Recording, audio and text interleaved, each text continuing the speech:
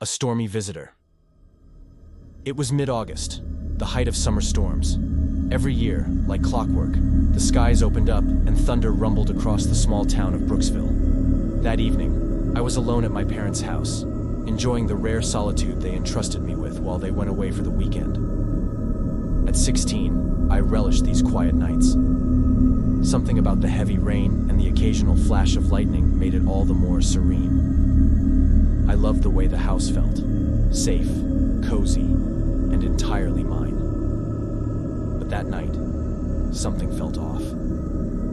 I had been lounging on the couch, binge-watching an old horror movie, fitting for the atmosphere. The rain was pounding against the windows, making it hard to hear much else.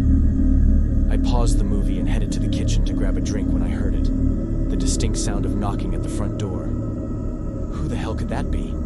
I muttered under my breath. It was almost 10 p.m. and there were no visitors expected. I peered through the peephole.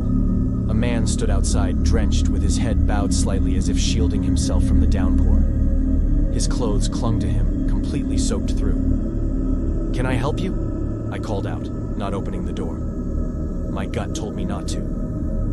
The man slowly looked up. His eyes, hollow and dark, locked onto mine through the small glass. I need help. My car broke down. Can I use your phone?" The request seemed simple enough, but something about the way he spoke sent shivers down my spine. His voice was too calm, too steady for someone supposedly stranded in the middle of a storm. I hesitated. "There's a gas station a mile down the road. They're open all night," I said, hoping he'd take the hint and leave. He didn't move. "Please," he said, more insistently this time. "Just let me in." "I can't. I'm sorry." For a moment, there was silence. Then, he knocked again, this time harder. "Let me in. It's raining out here." I backed away from the door, heart racing. I grabbed my phone and texted my friend Mark, hoping he was still awake. Me. "Some guys at my door, asking to come in. Won't leave." Mark. "Dude, don't open the door. Call the cops if you have to." Me.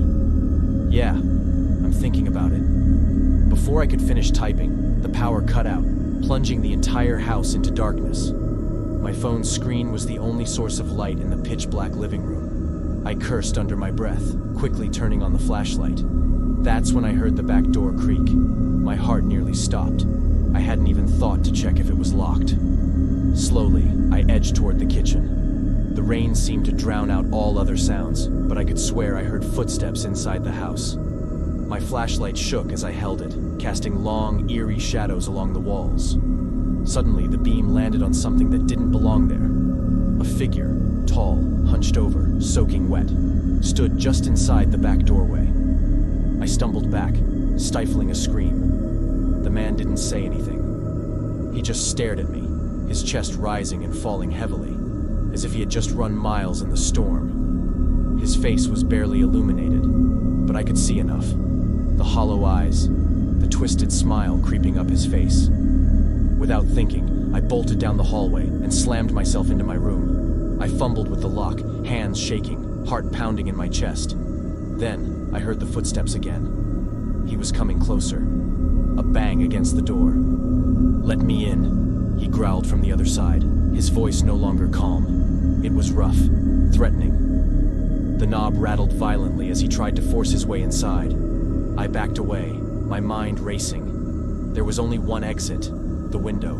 Without hesitation, I flung it open and climbed out, feeling the cold rain hit my face. My bare feet hit the wet grass as I sprinted towards the neighbor's house. I didn't look back. I couldn't. When I reached their front porch, I banged on the door until Mrs. Hendricks answered, her face filled with concern. "Please," I gasped. "There's someone in my house." She ushered me in, calling her husband, who quickly dialed 911. By the time the police arrived, the man was long gone. They searched the house and the surrounding area but found no sign of him. No footprints, no evidence of a break-in. Nothing. But I know what I saw. And every time a storm rolls in now, I can't help but glance out the window, half expecting to see those hollow eyes staring back at me.